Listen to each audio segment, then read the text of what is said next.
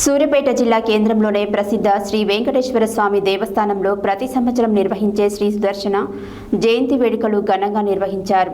ఆలయ ప్రధాన అర్చకులు నలన్ చక్రవర్తులు, వేణుగోపాలాచార్యులు మరియు సంకర్షణ ఆచార్యులు, శ్రీహరి ఆచార్యులు, ఫణికుమార్ ఆచార్యులు, రామానుజాచార్యులు ఆధ్వర్యంలో తెల్లవారుజాము నుండి సుదర్శన భగవానుడికి నవకలశ తిరుమాంజన స్నాపనం నిర్వహించి ఉదయం 10 గంటలకు కలశ స్థాపన, అగ్ని ప్రతిష్ఠ, శ్రీ సుదర్శన శతనామార్చనలతో విశేష పూజలు నిర్వహించి శ్రీ సుదర్శన నామయాగం నిర్వహించారు. సూర్యాపేట జిల్లా కేంద్రంలోని ప్రసిద్ధి శ్రీ వెంకటేశ్వర స్వామి దేవస్థానంలో ప్రతి సంవత్సరం నిర్వహించే శ్రీ సుదర్శన జయంతి వేడుకలను ఘనంగా నిర్వహించారు.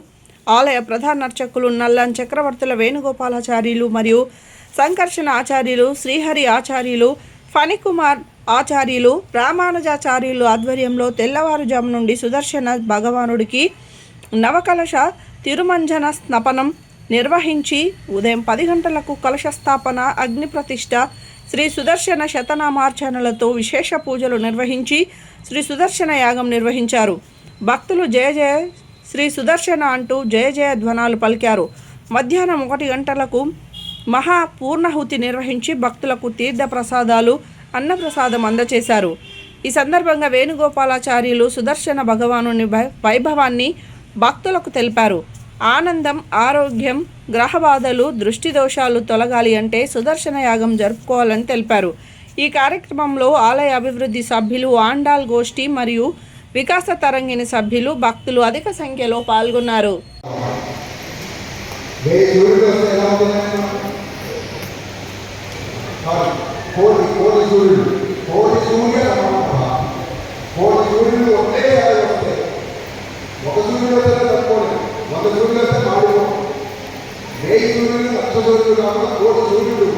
ప్రకాశిస్తే అట్లా అగ్ని బాధ వస్తే ఎలాగా ఎగదగలగా ఉంటుందో ఆ శక్తి కలిగినటువంటి వాడు సుదర్శన భగవాన్. అంత శక్తి కలిగి ఉన్న సుదర్శన భగవాన్ని ఆయుధంగా కలిగి ఉన్నటువంటి విష్ణుమూర్తికి అంత శక్తి కలిగినటువంటి వాడు. అందుకనే తనను ఆశ్రయించినటువంటి వాడికి ఎటువంటి బాధలు లేకుండా చూస్తాడు అని ఆ సుదర్శన భగవాన్ని మనము గట్టిగా విశ్వసించాలి. మన దగ్గర ఉన్నటువంటి ఒక లోపం ఏమిటి అంటే భగవంతుణ్ణి మనము దండం పెడతాం, మొక్కుతాం.